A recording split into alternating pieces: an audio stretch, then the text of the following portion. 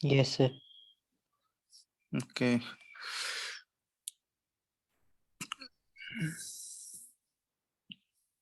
कल हम colligative property start कर दिए थे, कहाँ तक किए थे बताओ? आरएलवीपी का क्वेश्चन हो गया था सर। आरएलवीपी का क्वेश्चंस यस कराए सर। थे? Yes sir. अच्छा चलो ठीक है। एक क्वेश्चन और लिख लो, ये होमवर्क के लिए तुम लोग ट्राई करना घर पे, ठीक है? क्वेश्चन है, लिख लो जल्दी से ही। Vapour pressure of a solution containing 6 gram of a non-volatile solute in 180 gram of water is 20 Hg, ठीक है?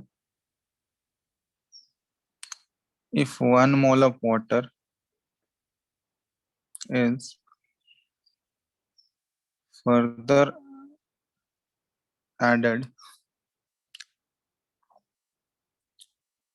then the vapor pressure of solution increases by 0.2 Hg, ठीक है? Then calculate the vapor pressure of pure H2O and the molar mass of the solute, ठीक है? तो ये दिया हुआ है तुमको, vapour pressure P not H2O निकालना है और molar mass of solute calculate करना है, ठीक है? तो ये ट्राई करना घर पे। सिंपल सा क्वेश्चन है, 2 इक्वेशन बनेगा, 2 अननोन है, उसको सॉल्व, ठीक है? दिख रहा है ना स्क्रीन? Yes sir. चलो तो इसको ट्राई करना घर पे, नेक्स्ट क्लास में इसका डिस्कस कर लेंगे। अब आरएलवीपी को मेजर करने के लिए कुछ कुछ एक्सपेरिमेंटल मेथड्स भी होते हैं, ठीक है? लैब में हम लोग मेजर करते हैं relative lowering in vapour pressure, lab में मेजरमेंट किया जाता है। तो उसमें हम लोग एक तरीका पढ़ते हैं जो अपने सिलेबस में है, ऑसवाल्ड वॉकर मेथड उसको बोलते हैं हम लोग, ठीक है? तो मेजरमेंट वो इम्पोर्टेंट है क्योंकि क्वेश्चंस पूछे जाते हैं, तो वो देख लो क्या होता है जनरली। तो वो सारा एक्सपेरिमेंटल है, ठीक है? मेजरमेंट ऑफ आरएलवीपी, ठीक है? तो इसको हम लोग मेजर करते हैं, इसके लिए मेथड है ऑस्टवर्ल्ड वॉकर मेथड।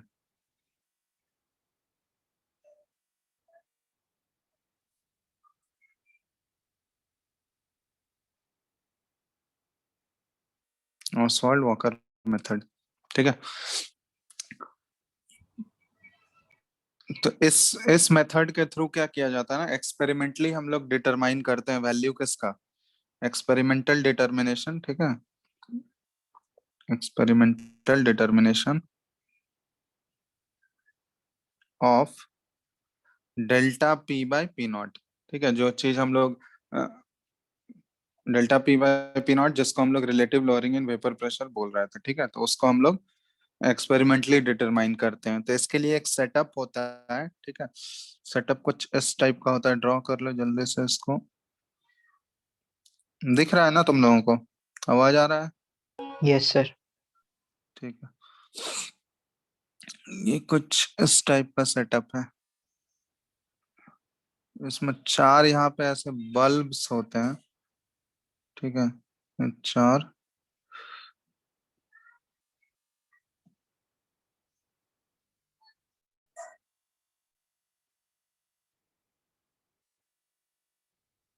ड्रॉ कर लो, इस टाइप का रहता है।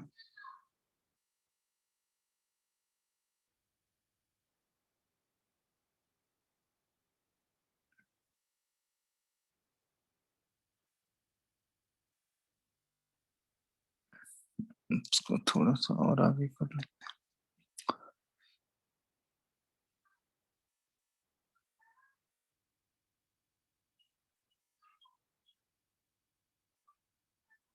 ठीक है, इस तरह से 4 बल्ब्स बने हुए हैं।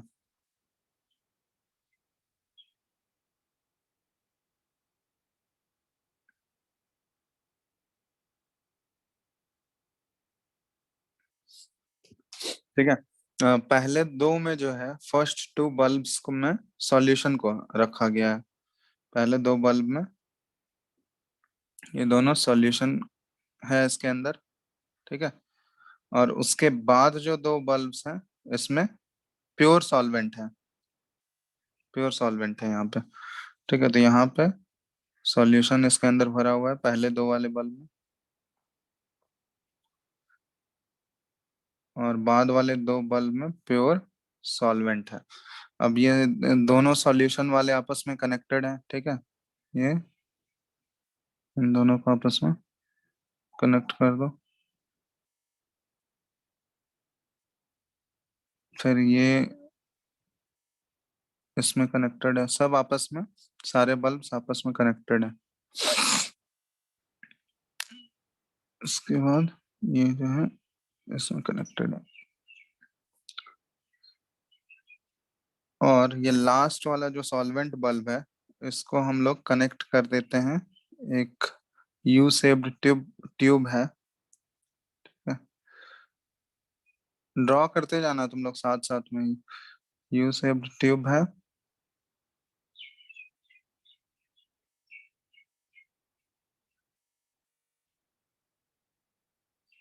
जिसमें कि बहुत सारा डिहाइड्रेटिंग एजेंट भरा हुआ है। डिहाइड्रेटिंग एजेंट समझते हो ना, जो कि वाटर क्या कर लेता है, एब्जॉर्ब कर लेता है। तो एनहाइड्रस CaCl2 जैसे है डिहाइड्रेटिंग एजेंट जो कि मॉइस्चर एब्जॉर्ब करता है। ठीक है, तो एनहाइड्रस CaCl2, तो इसको हम लोग डिहाइड्रेटिंग एजेंट बोलते हैं। तो ये डिहाइड्रेटिंग एजेंट्स इसमें भरे हुए हैं ताकि उधर से जितना भी मॉइस्चर आएगा उसको ये एब्जॉर्ब कर लेगा। और यहाँ से हम लोग पहले वाले ट्यूब में जो है ना ड्राई एयर पास करते हैं। फर्स्ट वाला जो सॉल्वेंट का बल्ब है, सॉरी सॉल्यूशन का जो बल्ब है उसमें हम लोग dry stream of dry air pass कर देते हैं। ठीक है, यहाँ से ड्राई एयर जा रहा है। अब ड्राई एयर यहाँ पे जाएगा तो सॉल्यूशन में वो कुछ मॉइस्चर एब्जॉर्ब करेगा, क्योंकि सॉल्यूशन ऑब्वियसली एक्वस सॉल्यूशन है, तो यहाँ पे कुछ मॉइस्चर एब्जॉर्ब करेगा। उसके बाद दोनों सॉल्वेंट बल्ब्स में वो मॉइस्चर एब्जॉर्ब किया, उसके बाद सॉरी पहले दोनों सॉल्यूशन बल्ब में वो एब्जॉर्ब करेगा मॉइस्चर, उसके बाद सॉल्वेंट बल्ब में एब्जॉर्ब करेगा। इन दोनों का मिला के जो टोटल मॉइस्चर उसके अंदर होगा एयर में, ठीक है, वो सारा मॉइस्चर कहाँ होगा, ये डिहाइड्रेटिंग एजेंट क्या करेगा, उस सारे मॉइस्चर को एब्जॉर्ब कर लेगा।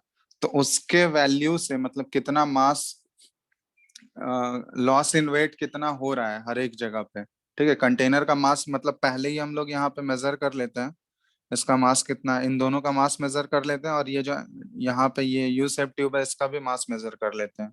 तो जब ये मॉइस्चर एब्जॉर्ब हो जाएगा, तो मॉइस्चर एब्जॉर्ब सारा मॉइस्चर जब एब्जॉर्ब हो जाएगा तो उस समय लॉस इन वेट कितना हो रहा होगा उससे हम लोग कैलकुलेट करते हैं। तो वो देखते हैं कैसे फॉर्मूले से निकलता है। तो सबसे पहले क्या है ना,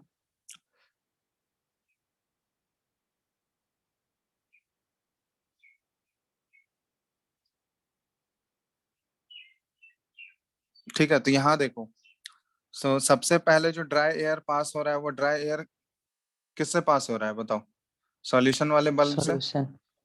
ठीक है, तो सॉल्यूशन वाले बल्ब से अगर ड्राई एयर पास करेंगे तो ड्राई एयर क्या करेगा, वहां पे जो वेपर बन रहा होगा वाटर का, ऑब्वियसली सॉल्यूशन है तो ऊपर वेपर तो बना हुआ होगा ना पानी का, वाटर का। तो सॉल्यूशन क्या करेगा, ये ड्राई एयर क्या करेगा, उस वेपर को एब्जॉर्ब कर लेगा, करेगा ना। तो जैसे ही वो वाटर वेपर को एब्जॉर्ब किया, तो वेपर को एब्जॉर्ब करेगा तो सॉल्यूशन, ये जो सॉल्यूशन वाला बल्ब है इसका मास में क्या आएगा, कमी आएगा, यस लॉस इन सर। मास होगा यानी।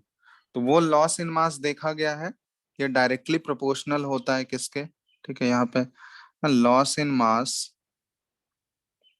ये सारा एक्सपेरिमेंटली आया था। ठीक है, एक्सपेरिमेंटल डेटा के हेल्प से ये किया था, मतलब ये प्रोसेस जब कर रहा था लैब में तो ये देखा गया था कि loss in mass of solution bulb, तो पहले सॉल्यूशन बल्ब से पास किया गया, ये डायरेक्टली प्रोपोर्शनल आया वेपर प्रेशर ऑफ सॉल्यूशन के। मतलब जो भी लॉस इन वेट आ रहा था सॉल्यूशन बल्ब में, वो डायरेक्ट अलग अलग वैल्यूज के लिए वो चेक किया, तो अलग अलग वैल्यूज से चेक करने के बाद ये पाया गया, रिजल्ट ये निकाला गया कि जो भी लॉस इन मास हो रहा है सॉल्यूशन वाले बल्ब में, जो भी लॉस इन मास हो रहा है वो किसकी डायरेक्टली प्रोपोर्शनल है, vapour yes pressure sir. Of solution. ठीक है, पी एस क्या है, ये वेपर प्रेशर ऑफ सॉल्यूशन के डायरेक्टली प्रोपोर्शनल है। ठीक है, फिर उसके बाद वो ड्राई एयर, मतलब जैसे ही वो मॉइस्चर ले लिया सॉल्यूशन से, फिर वो गया सॉल्वेंट में। ठीक है, फिर वो दोनों सॉल्वेंट बल्ब से पास हुआ, तो अब सॉल्वेंट बल्ब में जाने से पहले उसके पास कुछ ना कुछ मॉइस्चर पहले से है, समझ रहे हो ना। अब वो पूरा प्योरली ड्राई है क्या air, no sir. Solution solution वाले बल्ब से तो वो कुछ ना कुछ मॉइस्चर एब्जॉर्ब कर ही लिया, अब उसके बाद वो सॉल्वेंट वाले बल्ब से पास किया जा रहा है, तो सॉल्वेंट वाले बल्ब में जब पास हो रहा है तो वहां भी वो कुछ मॉइस्चर एब्जॉर्ब कर रहा है, और वहां पे जो लॉस इन मास आ रहा है, loss in mass of solvent bulb, solvent bulb में जब लॉस इन मास देखा जा रहा है तो ये डायरेक्टली प्रोपोर्शनल किसके है, P not minus P S के डायरेक्टली प्रोपोर्शनल आया। ठीक है, अब ये P not minus P S क्या है ये बताओ। डेल्टा। पी नॉट क्या है, vapour pressure of pure water. Solvent. ठीक है, प्योर सॉल्वेंट जो है हमारा, तो उसका वेपर प्रेशर है, और ये पी एस क्या है, वेपर प्रेशर ऑफ सॉल्यूशन। तो उन दोनों का जो डिफरेंस था डेल्टा पी, ठीक है, वही change, lowering in vapour pressure हम लोग बात करते हैं ना, तो वही जो चेंज इन वेपर प्रेशर है ना, इसमें उसके डायरेक्टली प्रोपोर्शनल पाया गया, मतलब directly proportional to P naught नहीं आया यहाँ पे। ठीक है, जब हम लोग ड्राई एयर पास किया, सॉरी, जब ड्राई एयर वाला स्ट्रीम जो कुछ मॉइस्चर ऑलरेडी एब्जॉर्ब कर चुका था सॉल्यूशन बल्ब में, जब सॉल्वेंट बल्ब में उसको पास किया गया, तो वहां पे जो लॉस इन मास निकाला गया सॉल्वेंट बल्ब्स का, that was directly proportional to उन दोनों के डिफरेंस इन वेपर प्रेशर, मतलब P not minus P S के डायरेक्टली प्रोपोर्शनल आया ये। समझ में आ रहा है ये बात, ये एक्सप्रेशन का मतलब ध्यान रखना, ये P not minus P S के डायरेक्टली प्रोपोर्शनल था, directly proportional to P naught नहीं था। ठीक है,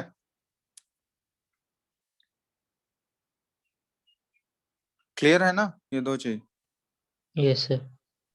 तो अब उसके बाद क्या हुआ, अब यहाँ पे जितना ये मॉइस्चर एब्जॉर्ब करना था, ये दोनों बल्ब में ये ड्राई एयर क्या किया, मॉइस्चर एब्जॉर्ब कर लिया, सॉल्यूशन बल्ब में भी मॉइस्चर एब्जॉर्ब किया, और सॉल्वेंट बल्ब बल्ब में भी मॉइस्चर एब्जॉर्ब किया। जब टोटल हम लोग निकालते हैं, टोटल वो कितना एब्जॉर्ब किया, तो टोटल लॉस, अगर हम लोग टोटल लॉस निकालें कितना होगा, तो total loss in mass of both the set of bulbs, हम लोग क्या लिख सकते हैं, टोटल, दोनों को सम करेंगे हम लोग, ऐसे लिख लो, total loss in both set of bulbs, तो दोनों सेट ऑफ बल्ब से टोटल लॉस कितना हुआ, direct will be directly proportional to P S plus क्या, P not minus P P not S, minus P S. तो इसी का directly proportional, आप P S plus P not minus P S करोगे तो ये डायरेक्टली क्या हो गया, पी एस कैंसिल हो गया, क्या बच गया यहाँ पे, directly proportional to P P naught. Naught. यही आया ना।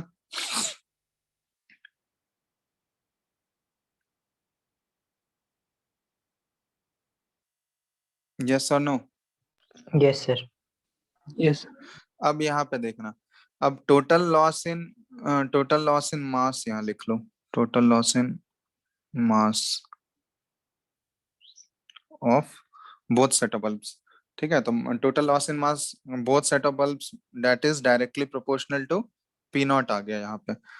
ठीक है, तो अब जितना लॉस ये दोनों सेट ऑफ बल्ब्स में जितना मास लॉस हुआ होगा, वो मास गेन कौन किया होगा, बताओ, इधर जितना लॉस इन मास हुआ होगा वो गेन कौन करेगा, सी एस सी ये एल टू। CaCl2, ये जो ट्यूब लिए हैं हम लोग, यू शेप ट्यूब जो लिए हैं, इसमें जो CaCl2 है, इसका जो इनिशियल मास होगा, तो वो इनिशियल मास जो था, और यहाँ से जैसे ही ये एयर जो है वो सैचुरेटेड एयर जो है वाटर वेपर लेके आएगा, वो तो ये क्या करेगा, सारे वाटर वेपर को क्या कर लेगा, एब्जॉर्ब कर लेगा, जो भी मॉइस्चर उसमें प्रेजेंट है सारा वो एब्जॉर्ब कर लेगा। तो हम लोग यहाँ पे एक ये स्टेटमेंट बोल सकते हैं क्या कि total loss in mass of both set of bulbs is equal to, किसके इक्वल होगा, गेन इन मास ऑफ,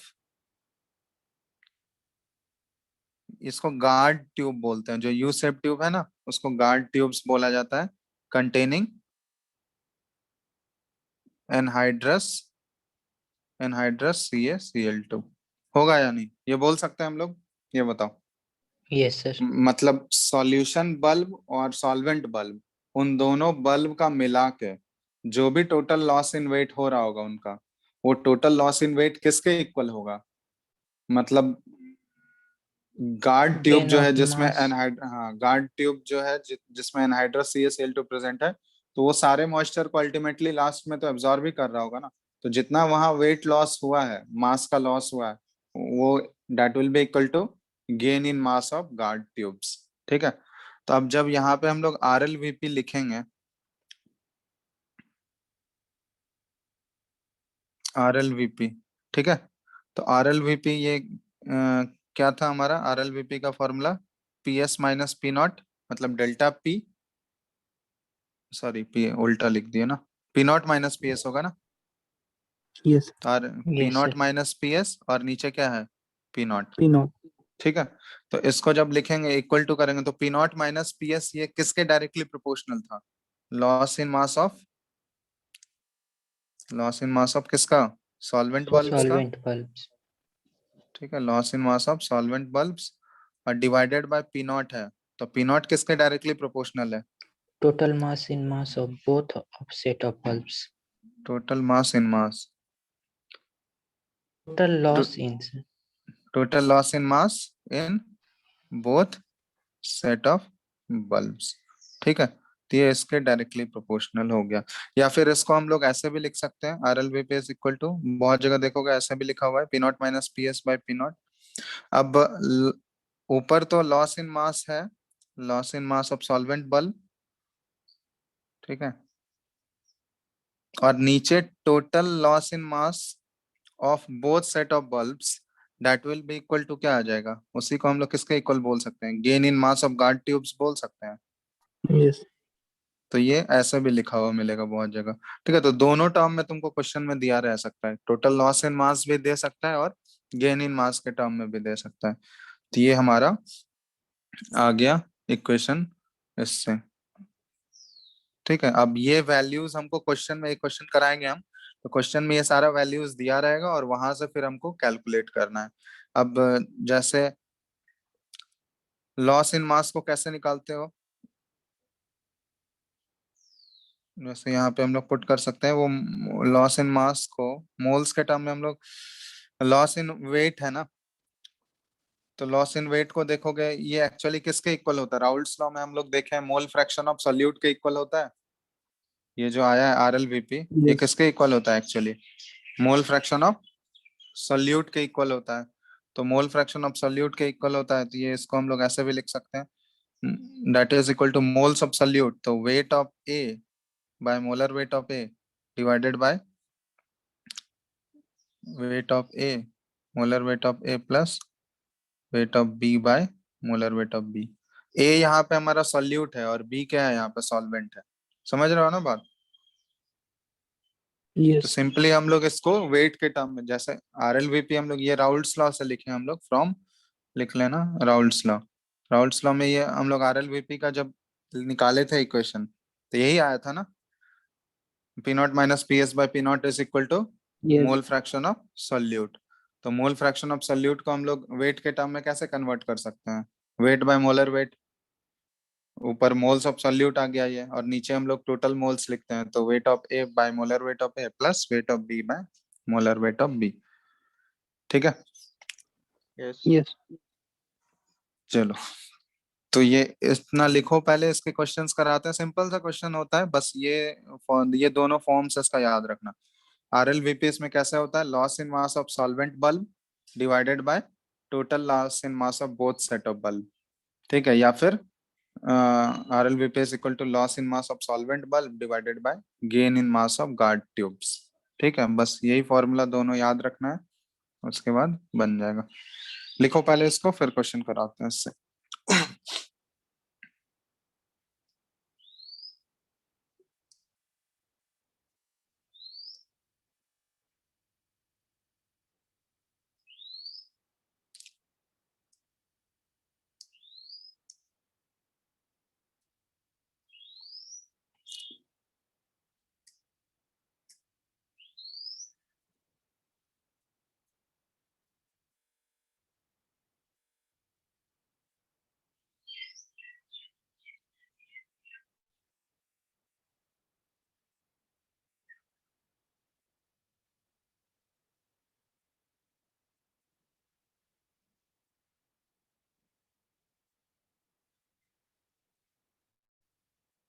हो गया? Yes, sir. Yes, sir. लिख लियो सब लोग? Yes, sir. Yes, sir. चलो ठीक है, ये अगर लिख लिए हो तो इससे रिलेटेड क्वेश्चन करते हैं। एक सिंपल सा क्वेश्चन है। क्वेश्चन है एक करंट ऑफ ड्राई एयर, ठीक है, लंबा क्वेश्चन है, थोड़ा जल्दी जल्दी लिखना। A current of dry air was bubbled through a bulb containing 26.66 gram of an organic compound in 200 gram of water and finally through a tube containing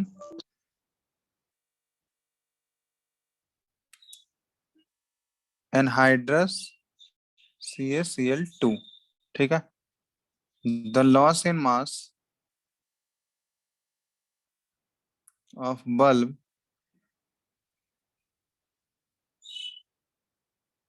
containing water was 0.087 gram and gain in mass of the CaCl2 tube was 2.036 ग्राम, ठीक है। Calculate करना है, calculate the molecular mass of the organic substance, ठीक है। तो जो formula बताया है उसको यूज करो, बस आ जाएगा।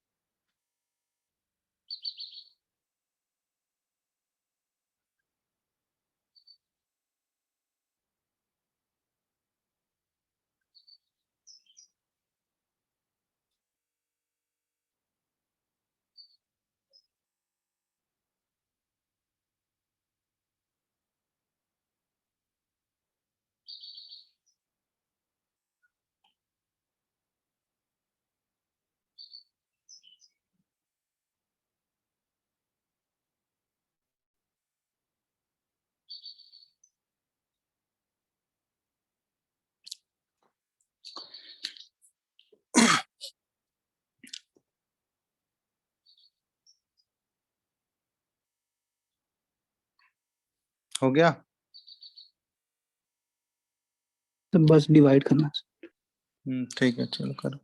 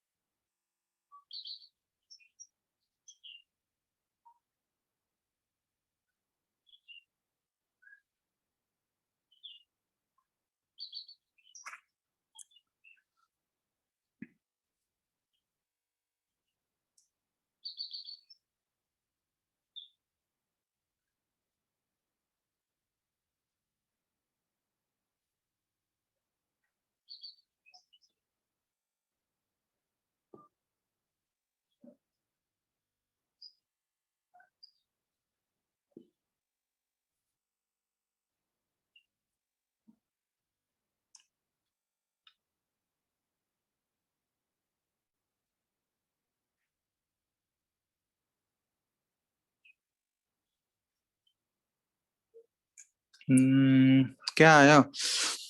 कैलकुलेशन है, थोड़ा सा कैलकुलेशन कर लेना, सिंपल है ना। डायरेक्ट फॉर्मूला हम लोग यूज कर लेंगे। आर एल वीपी क्या है? R L VP is equal to mole fraction of solute होता है, यही है ना। इसको हम लोग क्या लिख सकते हैं? Loss in mass of, loss in weight of solvent bulb divided by क्या आ जाएगा, बताओ। gain in mass of gain in mass of, anhydrous CaCl2. हाँ, CaCl2 ट्यूब। बस यही अप्लाई कर लेना है तुमको। मोल फ्रैक्शन ऑफ सॉल्यूट, चलो इसको हम लोग मोल्स ऑफ सॉल्यूट उसके फॉर्म में लिख लेंगे। Weight, loss in weight of solvent bulb कितना दिया हुआ है, देखो यहाँ पे दिया हुआ है ना। 0.087. हाँ, loss in mass of bulb containing water, यही हमारा सॉल्वेंट है, तो इसमें 0.087 ग्राम दिया गया है। और डिवाइड हम लोग किससे कर देंगे? गेन इन मास 2.036. 2.036।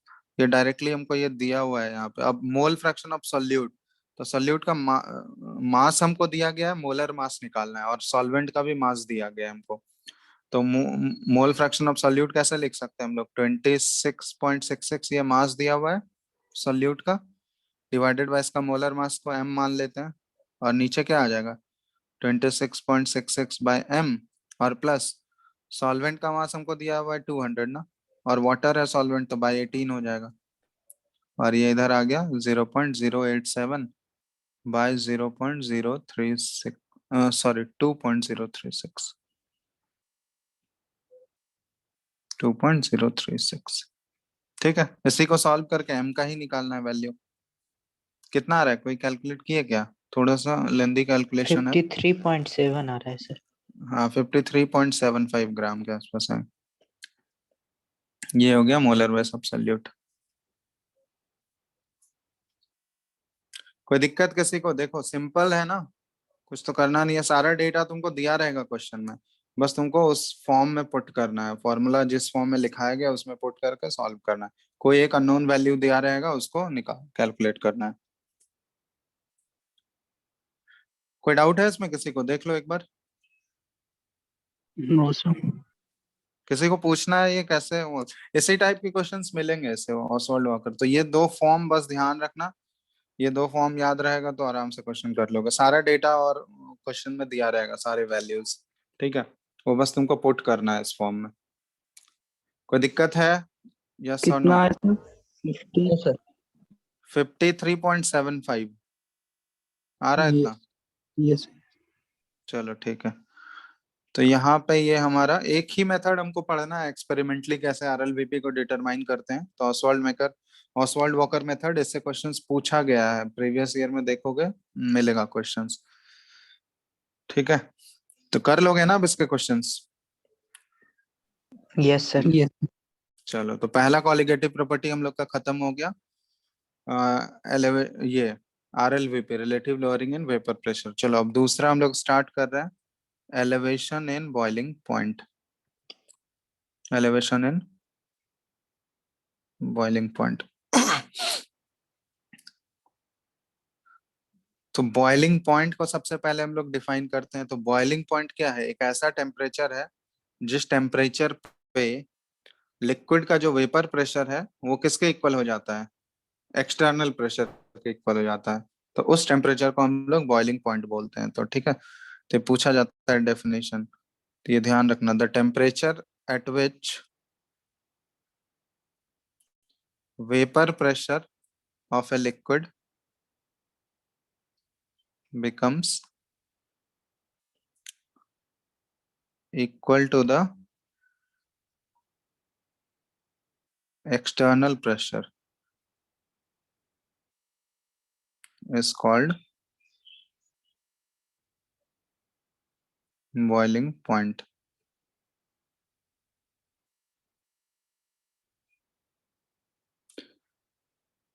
ठीक है, तो P एक्सटर्नल अगर Yes. 180 एक्सटर्नल प्रेशर अगर 1 atm होगा ना, तो उसको हम लोग नॉर्मल बॉइलिंग पॉइंट बोलते हैं किसी भी सब्सटेंस का। अगर P एक्सटर्नल 1 atm अगर होगा तो ये कहलाता है नॉर्मल बॉइलिंग पॉइंट। और P एक्सटर्नल अगर 1 बार होगा तो फिर इसको हम लोग स्टैंडर्ड बॉइलिंग पॉइंट बोलते हैं, स्टैंडर्ड बॉइलिंग पॉइंट। ठीक है, थोड़ा सा डिफरेंस है एटीएम और बार में, पढ़े हो ना, एटीएम और बार में थोड़ा सा डिफरेंस है। 1 एटीएम इज 0.0, इक्वल टू 1.0. 1.013 के आसपास होता है। ठीक है, तो ज्यादा डिफरेंस नहीं है, अप्रोक्सीमेटली हम लोग सेम ही मान लेते हैं, लेकिन थोड़ा सा डिफरेंस है जिसकी वजह से ये आता है। तो अगर एक्सटर्नल प्रेशर 1 एटीएम है तो नॉर्मल बॉइलिंग पॉइंट उस लिक्विड का, और एक्सटर्नल प्रेशर अगर 1 बार है तो स्टैंडर्ड बॉइलिंग पॉइंट। ठीक है, तो ये ऐसे बोला जाता है। अब हम लोग यहाँ पे कैलकुलेट कर रहे हैं, बॉइलिंग पॉइंट किस चीज पे डिपेंड करेगा? बॉइलिंग पॉइंट फिक्स होता है क्या किसी भी सब्सटेंस का?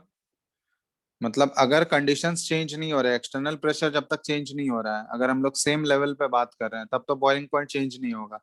लेकिन जैसे ही एक्सटर्नल प्रेशर चेंज करते जाओगे तुम, मतलब बाहर का प्रेशर अगर चेंज होते जाएगा, तो बॉइलिंग पॉइंट फिर क्या हो जाएगा?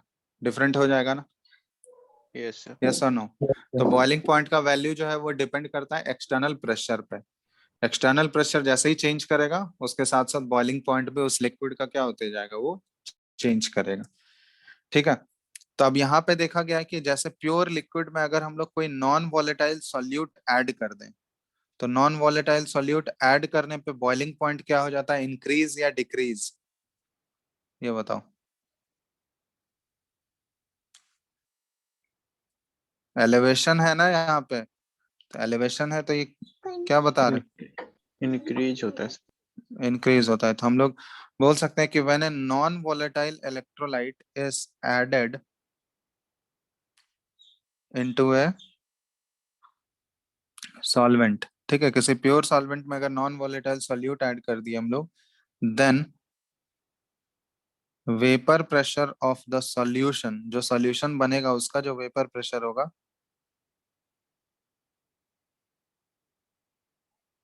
Vapour pressure of the solution तो वो तो लेस ही होता है। और वेपर प्रेशर अगर लेस होता है तो फिर क्या होगा? उसका बॉइलिंग पॉइंट क्या हो जाता है?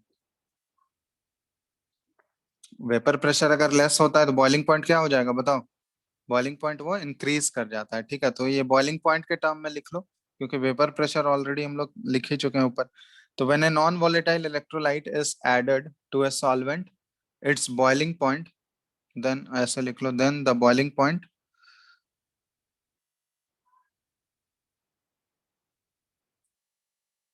of the solution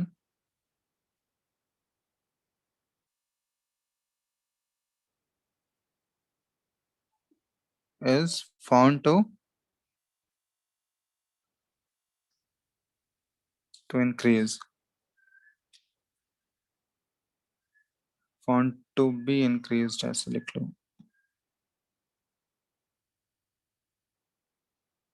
increased। ठीक है, मतलब that is हम लोग ऐसे बोल सकते हैं कि boiling point of a solution will always be greater than the boiling point of, किससे किससे ग्रेटर होगा, किससे हम लोग कंपेयर कर रहे हैं, प्योर सॉल्वेंट के बॉइलिंग पॉइंट से कंपेयर कर रहे हैं ना,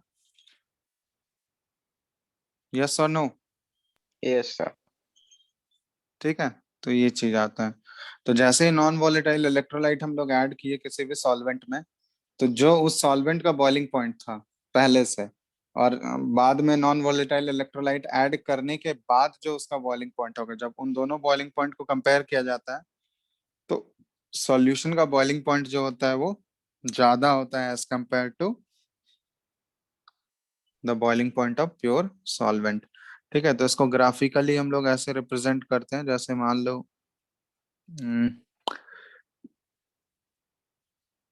वाई एक्सिस पे हम लोग ले लिए पी एक्सटर्नल, एक्सटर्नल प्रेशर ले रहा है, और इधर हम लोग टेम्परेचर ले रहे हैं, एक्स एक्सिस पे टेम्परेचर ले रहे हैं। तो जैसे मान लो ये ग्राफ कुछ इस टाइप का आ रहा है, ये प्योर सॉल्वेंट का ग्राफ है। ठीक है, ये वाला जो ग्राफ डिनोट कर रहा है ये प्योर सॉल्वेंट का ग्राफ है। और जब सॉल्यूशन प्योर सॉल्वेंट का है, जैसे मान लो ये एक्सटर्नल प्रेशर है यहाँ पे, तो एक्सटर्नल प्रेशर मतलब जहाँ पे ये उसके वेपर प्रेशर के इक्वल आ जाए। तो जैसे मान लेते हैं ये हमारा बॉइलिंग पॉइंट है सॉल्वेंट का, ठीक है, प्योर सॉल्वेंट का, तो इसको टी नॉट से डिनोट करते हैं, टी बी लिख रहे हैं मतलब बॉइलिंग पॉइंट है, और टी नॉट लगा दिया मतलब प्योर सॉल्वेंट का है। तो सॉल्यूशन का जो बॉइलिंग पॉइंट होगा इस प्योर सॉल्वेंट के बॉइलिंग पॉइंट से क्या होगा, ज्यादा होगा ना, ज्यादा होगा। ज्यादा होगा। तो सेम एक्सटर्नल प्रेशर पे हम लोग देख रहे हैं, एक्सटर्नल प्रेशर यहाँ पे देखो, तो इसके कोरस्पॉन्डिंग जो बॉइलिंग पॉइंट आएगा ये ये है सॉल्यूशन का बॉइलिंग पॉइंट। ठीक है, तो इसको हम लोग सिंपली टी बी से डिनोट कर देते हैं, ये वाला जो लाइन है ये सॉल्यूशन को डिनोट कर रहा है। अब यहाँ पे देख रहे हैं ना हम लोग कितने से बॉइलिंग पॉइंट चेंज हो रहा है, ये वाला इतना से इंक्रीज हो गया ना, ये जो यस वैल्यू सर। है इतना से ही इंक्रीज हुआ। तो टी बी नॉट यहाँ पे ध्यान रखना, टी बी नॉट क्या डिनोट कर रहा है, ये boiling point of pure solvent है। ठीक है, और टी बी जो है ये डिनोट कर रहा है boiling point of solution, solution containing non volatile electrolyte या नॉन वॉलेटाइल सॉल्यूट। ठीक है, ये ध्यान रखना, नॉन वॉलेटाइल सॉल्यूट। तो यहाँ पे जो हम लोग डेल्टा टीबी निकालते हैं, मतलब कितना चेंज हुआ या कितना एलिवेट हुआ बॉइलिंग पॉइंट, डेल्टा टीबी को ही बोला जाता है elevation in boiling point. Delta TB is known as elevation in boiling point. अब ये डेल्टा टीबी कैसे निकलेगा, delta TB is equal to TB minus TB naught. ठीक है, अब इसी के बारे में हम लोग पढ़ने वाले हैं, एलिवेशन इन बॉइलिंग पॉइंट के बारे में। ये एक कॉलिगेटिव प्रॉपर्टी है डेल्टा टीबी, जिसको एलिवेशन इन बॉइलिंग पॉइंट मतलब कितने से वो बढ़ा, बॉइलिंग पॉइंट जो इंक्रीज हुआ वो कितना इंक्रीज है, चेंज के बारे में हम लोग पढ़ रहे हैं। ठीक है, तो इसका ग्राफिकली इसको हम लोग डिटरमाइन करते हैं, ग्राफिकल तरीके से निकाला जाता है कि वो कैसे प्रोपोर्शनल आता है मोलालिटी के। तो ग्राफिकल मेथड बता नहीं रहे हैं तुम लोगों को कैसे वो डिराइव होता है, ठीक है, वो कहीं काम का नहीं है। डायरेक्ट तुम लोग को ये याद रखो, जब ग्राफिकली निकाला जाता है, देखोगे बुक तुमको बुकलेट में मिल जाएगा वो कैसे निकाला गया है, लेकिन वो कोई काम का नहीं है। ठीक है, वो ना तो स्कूल में तुम्हारे पूछे जाएगा ना यहाँ पे पूछा जाएगा। मेनली तुमको फॉर्मूला से मतलब होना चाहिए। तो फॉर्मूला इसमें आता है जब हम लोग ग्राफिकली प्लॉट करते हैं, ग्राफिकली डिराइव किया जाता है, तो डेल्टा टीवी देखा गया है ना, ये डायरेक्टली प्रोपोर्शनल आता है लास्ट में, directly proportional to molality. Molality याद है ना तुम लोगों को, यस सर। हेलो। तो डेल्टा टीबी हाँ, ये फाइनल रिजल्ट हम लिख रहे हैं, वो एक्सपेरिमेंटल तरीका ग्राफिकल मेथड हम नहीं बता रहे हैं वो कैसे डिराइव हो रहा है। ठीक है, वो कोई काम का नहीं है। तो delta TB is directly proportional to क्या आ जाएगा, मोलालिटी। ठीक है, ये लास्ट रिजल्ट आता है हमारा, delta TB is directly proportional to molality. अब यहाँ पे जब हम लोग प्रोपोर्शनलिटी साइन हटाते हैं ना, तो एक कांस्टेंट आता है जिसको बोला जाता है के बी। प्रोपोर्शनलिटी साइन हटाते हैं तो आता है के बी, और इनटू ये क्या हो गया, मोलालिटी। तो ये हमारा फाइनल फॉर्मूला है इसका, elevation in boiling point delta TB is equal to K B into molality. और यहाँ पे Kb क्या है, ये है Kb क्या है, molal elevation constant, molal elevation constant, ठीक है। या फिर इसी को बोला जाता है इबुलियोस्कोपिक कांस्टेंट, ठीक है, इबुलियोस्कोपिक कांस्टेंट। तो Kb हो गया यहाँ पे मोलल एलिवेशन कांस्टेंट या फिर इबुलियोस्कोपिक कांस्टेंट। और ये Kb जो है ना, ये प्रॉपर्टी ऑफ सॉल्वेंट है, ये सॉल्वेंट के प्रॉपर्टी पे ये डिपेंड करता है। सॉल्वेंट अगर चेंज करते जाओगे तो Kb का वैल्यू जो होगा ये चेंज होते जाएगा, प्रॉपर्टी ऑफ सॉल्वेंट, ये ध्यान रखना। Kb is a property of the solvent, क्योंकि सॉल्वेंट अगर चेंज होते जाएगा तो Kb का वैल्यू चेंज होते जाएगा। तो ये फाइनल तुमको फॉर्मूला याद रखना है, delta TB is equal to Kb into molality. Molality निकालने आता है या नहीं तुम लोगों को? मोलैलिटी का फॉर्मूला क्या होता है बताओ? Hello? Number of moles of when solid by 1 kg of solid. By 1 kg of solvent. by mass of solvent in kg. हाँ, तो mass of solvent in KG, ठीक है, मोल्स ऑफ सॉल्यूट और नीचे mass of solvent in KG, ठीक है। अब केबी निकालने का, अगर मान लो केबी नहीं दिया हुआ है किसी भी केस में, तुमको सॉल्वेंट का केबी नहीं दिया हुआ है, तो केबी निकालने का एक फॉर्मूला भी होता है। ये केबी निकालने का फॉर्मूला लिख सकते हो तुम लोग, ये होता है R into TB naught whole square into molar mass of solvent. ये बता चुके हैं तुम लोग को, केबी जो है ये प्रॉपर्टी ऑफ सॉल्वेंट है, ठीक है, तो इसलिए मोलर मास ऑफ सॉल्वेंट, और ये 1000 into delta H of vaporisation, ठीक है। ये फॉर्मूला होता है केबी निकालने का। आर हो गया गैस कांस्टेंट, ठीक है, यूनिवर्सल गैस कांस्टेंट है आर।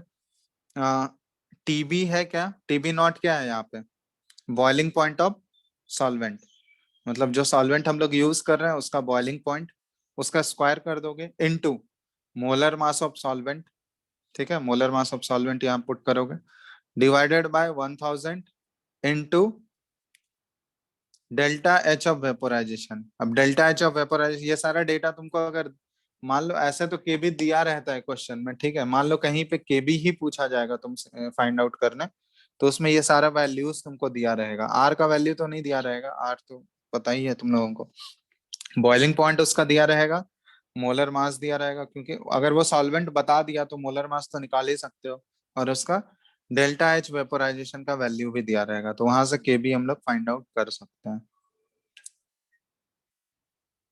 ठीक है। ऐसे जनरली क्वेश्चन में केबी का वैल्यू तुमको दिया रहता है क्वेश्चन में, तुमको खुद से फाइंड आउट करने का जरूरत नहीं है।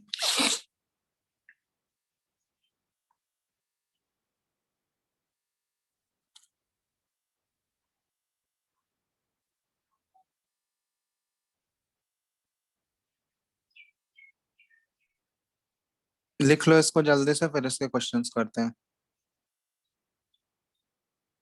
हेलो? Yes, sir. आ रहा है ना आवाज? Yes, sir. चलो इसको, इस फॉर्मूले को लिखो, फिर इसके क्वेश्चंस करते हैं सही। ये फॉर्मूला बहुत इंपॉर्टेंट है, बस एक ही फॉर्मूला है इसमें, elevation and boiling point, delta TB is equal to KB into molality, और वो केबी तुमको क्वेश्चन में दिया रहेगा जनरल, फिर उसके बाद मोलालिटी से कैसे रिलेट करके हम लोग निकालेंगे वो तुमको क्वेश्चन पढ़ के डिसाइड करना होगा। लिख लिए सर। क्वेश्चंस लिख चुके हो सब लोग? Yes, sir. ओके, लिख लियो तो चलो स्टार्ट करते हैं। पहला क्वेश्चन है,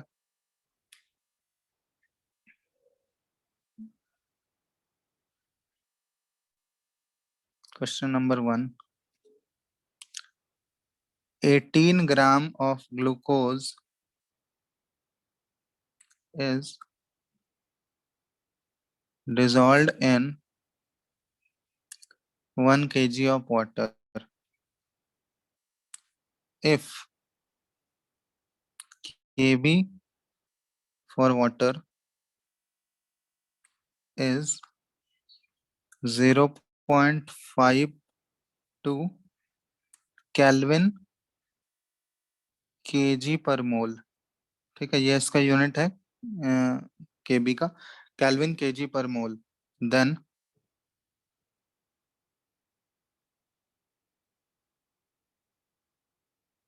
calculate the boiling point of the solution. ठीक है, ट्राई करो। इसमें मेनली तुमको मोलैलिटी निकालने का वो है, मोलैलिटी अगर निकाल लोगे तो फिर आराम से कर सकते हो। चलो करो, तो बॉइलिंग पॉइंट सॉल्यूशन का फाइंड आउट करना है हमको। सारा डेटा गिवन है, बॉइलिंग पॉइंट ऑफ सॉल्यूशन निकालना है।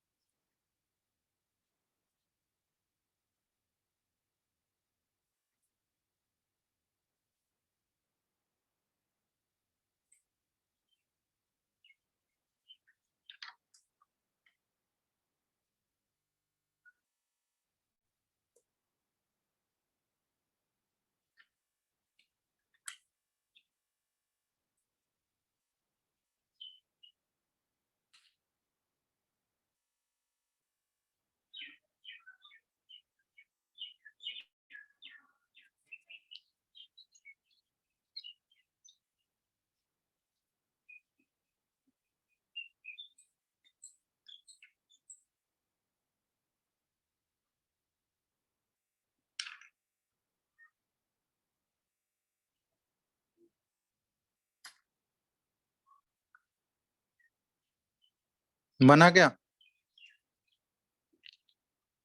हेलो,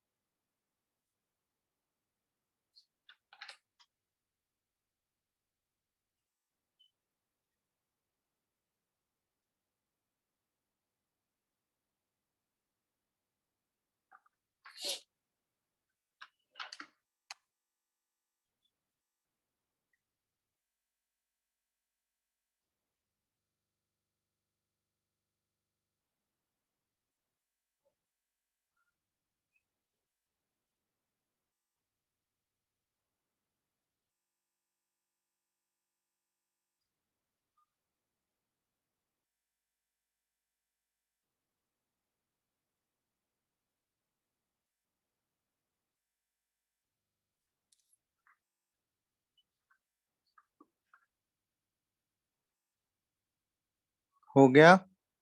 सर हेलो, यहाँ टी नॉट 373 केल्विन लेंगे। T not 373 kelvin. यहाँ पे वाटर है ना, 1 kg of water. Yes sir. तो वाटर का बॉइलिंग पॉइंट क्या होता है? 100 डिग्री सेल्सियस। हाँ, तो वही लेना है तुमको। Yes sir. अरे सिंपली यही यूज करोगे ना, delta TB is equal to KB into molality. पहले मोलैलिटी फाइंड आउट कर लिए तुम लोग? मोलैलिटी क्या यस आया? सर। कितना Yes, आया sir. Molality? 0.1. 0. Moles of solute divided by mass of solvent. तो मोल्स ऑफ सॉल्यूट कैसे आ जाएगा? 18 ग्राम है सॉल्यूट का, ग्लूकोज है। ग्लूकोज का मोलर मास कितना होता है? 180. 180। 180 divided by mass of solvent, तो 1 kg ही है। तो ये कितना आ गया हमारा? 0.1। 0.1 ही आया ना मोलालिटी, 0.1 मोलल। ठीक है, अब केबीएम को दिया हुआ है 0.52, तो डेल्टा टीबी क्या होता है?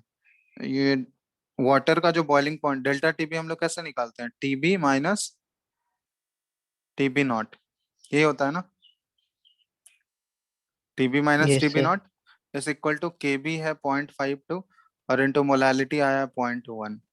तो टीबी नॉट कितना होता है? वाटर का बॉइलिंग पॉइंट है कितना? 100 डिग्री सेल्सियस, 100 डिग्री है ना, Yes, sir.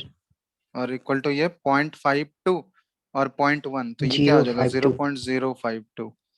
तो बस टीबी कितना हो जाएगा? बॉइलिंग पॉइंट ऑफ सॉल्यूशन ये क्या हो गया? 100.052 डिग्री। यही हो गया आंसर, समझ रहे हो? Yes, sir. सिंपल है, इसमें तो कुछ करना ही नहीं है। ठीक है, कोई दिक्कत? Yes, sir. कोई दिक्कत है इसमें, इस टाइप? No, sir. नहीं। No, sir. चलो एक और क्वेश्चन दे रहे हैं, ये क्वेश्चन थोड़ा सा अच्छा है, ये बनाना। 1 litre of an aqueous solution of urea having density 1.060 gram per ml is found to have delta TB is equal to 0.5 degree Celsius. If the temperature या फिर बोल सकते हो बॉइलिंग पॉइंट, ठीक है, टेम्परेचर इंक्रीज करना मतलब बॉइलिंग पॉइंट इंक्रीज किया गया। If the temperature of this solution, temperature मतलब बॉइलिंग पॉइंट से रिलेटेड है, इंक्रीजेस टू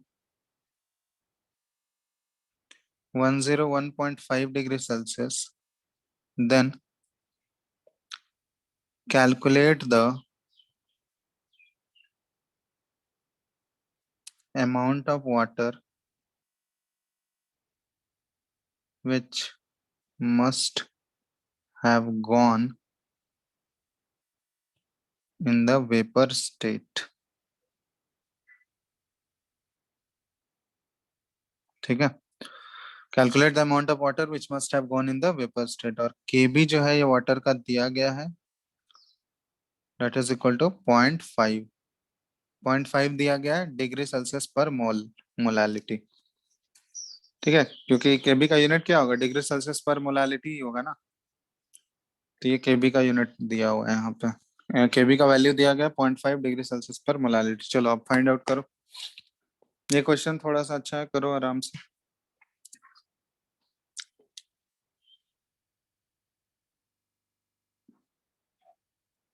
दिख रहा है ना सबको? Sir, solution Yes. of urea. हाँ हाँ, एक्वा सॉल्यूशन ऑफ यूरिया, ये एरिया लिखा गया है, यूरिया है, यूरिया।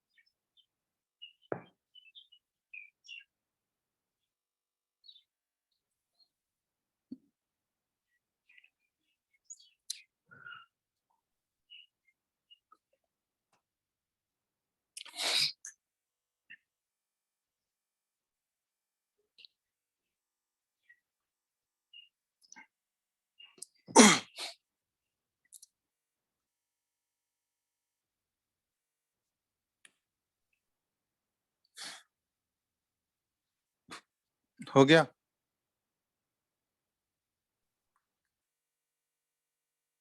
हेलो,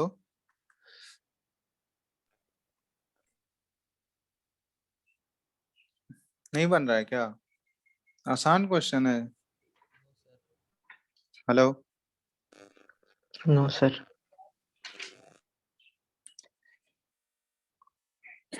चलो देखो, क्वेश्चन आसान है, ज्यादा कुछ नहीं, सारा वैल्यूज तो दिया गया। तो पहले वाले केस में तुमको डेल्टा टीबी दिया गया है 0.5, डायरेक्ट डेल्टा टीबी दे दिया है 0.5 तुमको, ठीक है।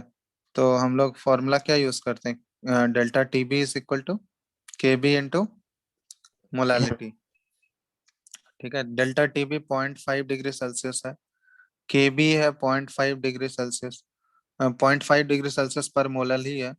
और मोलालिटी यहाँ से हमको आ जाएगा, मोलालिटी सॉल्यूशन का कितना आ जाएगा, मोलालिटी हो गया सॉल्यूशन का 1 ही हो गया ना, Yes, sir. सॉल्यूशन का मोलालिटी 1 हो गया। और डेंसिटी दिया है 1.060 ग्राम पर ml, ठीक है, और ग्राम पर ml। और वॉल्यूम ऑफ सॉल्यूशन तुमको दिया हुआ है 1 लीटर, तो वॉल्यूम ऑफ सॉल्यूशन 1 लीटर दिया हुआ है, इसका मतलब मास ऑफ सॉल्यूशन कितना आ गया हमारा, सॉल्यूशन का मास कितना आ गया बताओ, 1060 ग्राम, Yes, sir. 106. यही होगा ना। वॉल्यूम अगर 1 लीटर है सॉल्यूशन का, तो डेंसिटी से मल्टीप्लाई कर दोगे, ये मास ऑफ सॉल्यूशन आया। अब मास ऑफ सॉल्यूशन 1060 ग्राम है, और मोलैलिटी तुम्हारा 1 है, तो मोलैलिटी 1 किस केस में होगा, जब मोल्स ऑफ सॉल्यूट हमारा क्या हो, 1 हो, और मास ऑफ सॉल्वेंट 1 kg हो, यही होगा ना। हेलो, Yes, सुन sir. रहे हो क्या बोल रहे Yes, sir. हैं, Yes. मोलैलिटी इक्वल टू 1 है, इसका मतलब हमारा जो मोल्स ऑफ सॉल्यूट है, यहाँ पे यूरिया है ना हमारा, तो उस यूरिया का मोल्स कितना होना चाहिए,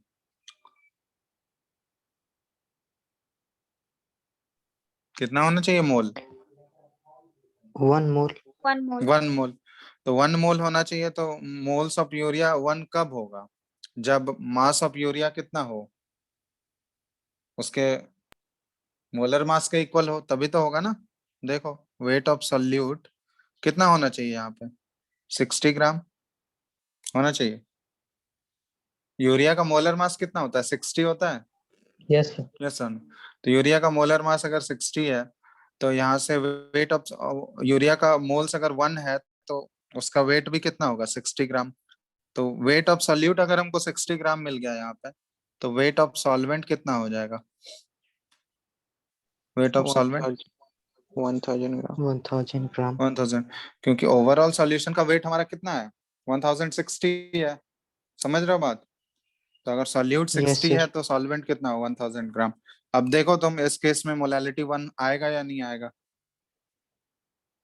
Yes, sir. तो मोलैलिटी 1 का मतलब यही हो गया ना, कि उसमें सॉल्यूट का मोल्स कितना है हमारा, मास 60 ग्राम है, और मोल्स 1 हो गया तब, और वेट ऑफ सॉल्वेंट हमारा क्या हो गया, 1000 ग्राम या फिर 1 kg हो गया। समझ रहे हो बात। Yes.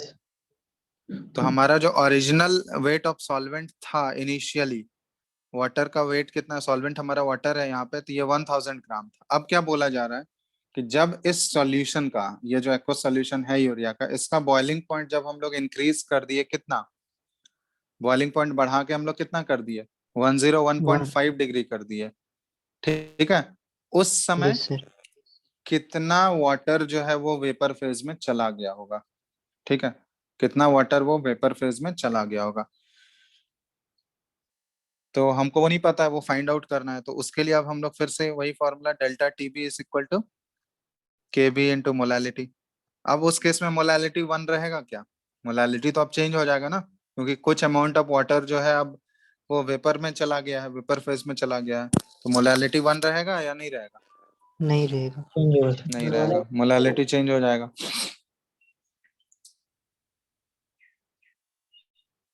तो अब यहाँ ध्यान देना, डेल्टा टीबी इस केस में कितना हो गया, 1.5. 1.5 हो गया, और केबी कितना है, केबी तो वही रहेगा क्योंकि सॉल्वेंट तो हमारा वाटर ही है, 0.5. 0.5 ही रहेगा। अब मोलालिटी यहाँ पे चेंज हो गया हमारा। अब मोलालिटी चेंज हो गया तो अब देखो वेपर फेज में कौन जाएगा, वेपर फेज में कौन जाएगा, यूरिया जाएगा या वाटर जाएगा? वेपर फेज में कौन कन्वर्ट होगा, यूरिया या water? Water. Water. Water convert होगा। तो यूरिया का जितना मोल्स पहले था उतना मोल्स यूरिया का तो बाद में ही रहेगा ना। यूरिया का पहले कितना मोल्स था, यूरिया का मोल कितना था पहले वाले सॉल्यूशन में, 1. फर्स्ट केस में 1। 1. तो बाद वाले सॉल्यूशन में भी यूरिया का कोई मोल्स चेंज होगा क्या? No, No, sir. sir. तो यूरिया का मोल्स तो उतना ही रहेगा, लेकिन मोलालिटी चेंज हो रहा है वो किसकी वजह से, हमारा वाटर की वजह से, क्योंकि वाटर जो है, जो सॉल्वेंट है हमारा, वो वेपर में चला जा रहा है। ठीक है, तो अब जो हमारा नया जो सॉल्यूशन बना है उसमें मोलालिटी कितना होगा, तो मोलालिटी 3. 3 होगा। ये अभी हमको निकालना है ना, ये इक्वल टू मोलालिटी है। अब ये मोलालिटी ये इक्वेट करेंगे हम लोग। अब मोलालिटी यहाँ पे कैसे निकाल सकते हैं हम लोग, ये तो एक इक्वेशन आया यहाँ से। अब इसी को हम लोग कैसे लिख सकते हैं बताओ, मोलालिटी निकालने का फॉर्मूला Moles of कैसे लिख सकते solute by weight हैं? of solvent. हाँ, तो moles of solute bye weight of solvent, तो मोल्स ऑफ सोल्यूट हमारा कितना है, यूरिया हमारा सोल्यूट है वो तो 1 ही है ना। Yes, sir. यूरिया का मोल्स चेंज हुआ है क्या, ये बताओ? No, sir. नहीं, तो यूरिया का मोल्स तो 1 ही है। अब नीचे हम लोग क्या लिखते हैं मोलालिटी निकालने के लिए, weight of solvent, weight of solvent ही लिखते हैं ना केजी में। Yes, sir. Yes son. तो weight of solvent in kg, तो हमको नहीं पता है कितना है वेट अभी, तो हम लोग उसको डब्ल्यू लिख लेते हैं, कुछ भी वेट है हमारा, है ना, वो हमको फाइंड आउट करना है, तो हम लोग डब्ल्यू लिख दिए उसको। ये हमारा ग्राम में है, तो इसको केजी में कन्वर्ट करने के लिए क्या करोगे? Divide by 100. 1000. 100, तो 1000 से डिवाइड करोगे तो 1000 ऊपर चला गया, चला गया। Yes, sir. अब यहाँ से देखो W तुम्हारा क्या आया, वेट सॉल्व करो जल्दी से, वेट का वैल्यू कितना आ रहा है, 1000/3, 3. और ये ग्राम में आ रहा है, तो 1000/3 ग्राम, ये कितना आ गया, 333.33 हम लोग बोल सकते हैं, कितना ग्राम, यही है ना। Yes, sir. अब ये जो W आया, ये वेट जो आया, ये किस चीज का वेट है ये बताओ, wait of solvent present in the solution, वही है ना। Yes, sir. कि ये जो वेट W आया है ये हमारा wait of solvent present in the solution है, मतलब जो सॉल्वेंट हमारा वाटर है वो सॉल्यूशन में कितना प्रेजेंट है वो हमारा आया है। तो हमको पता है कि जब हम लोग इसका बॉइलिंग पॉइंट चेंज कर दिए, मतलब 101.5 कर दिए, तो उस समय कितना वाटर प्रेजेंट है सॉल्यूशन में ये हम लोग फाइंड आउट कर चुके हैं, 333.33 ग्राम, इतना वाटर वहां पे प्रेजेंट है। तो क्वेश्चन में क्या पूछा गया है कि कितना वाटर जो है वो वेपर फेज में कन्वर्ट हो गया होगा। तो ओरिजिनल जो वाटर था हमारा, ओरिजिनल सॉल्वेंट का वेट जो था वो कितना था हमारा पहले वाले केस में, 1000 gram. 1000 ग्राम था। अब दूसरे वाले केस में जब बॉइलिंग पॉइंट चेंज किए तो उस समय कितना वाटर बचा हुआ है मेरे पास, 333। 333.33. तो कितना वाटर जो है वो वेपर में कन्वर्ट हुआ होगा बताओ। 666. 666.7 gram. हाँ, तो वेट ऑफ वाटर वही पूछा गया है क्वेश्चन में, weight of water that has been converted into vapour phase. तो कितना वाटर कन्वर्ट हुआ है वेपर फेज में बताओ, 1000 माइनस 333.33, तो ये क्या आ जाएगा, 666.67 ग्राम। तो यही हो गया आंसर हमारा, यही पूछा गया ना क्वेश्चन में, देखो Yes, sir. तो यही हो गया। समझ आया कि नहीं? Yes, sir. तो क्वेश्चन डिफिकल्ट नहीं था, क्वेश्चन आसान ही था, बस उसको तुमको इंटरप्रेट करना था कैसे प्रोसीड करेंगे, ठीक है। तो ये क्वेश्चन जेई में पूछा गया है।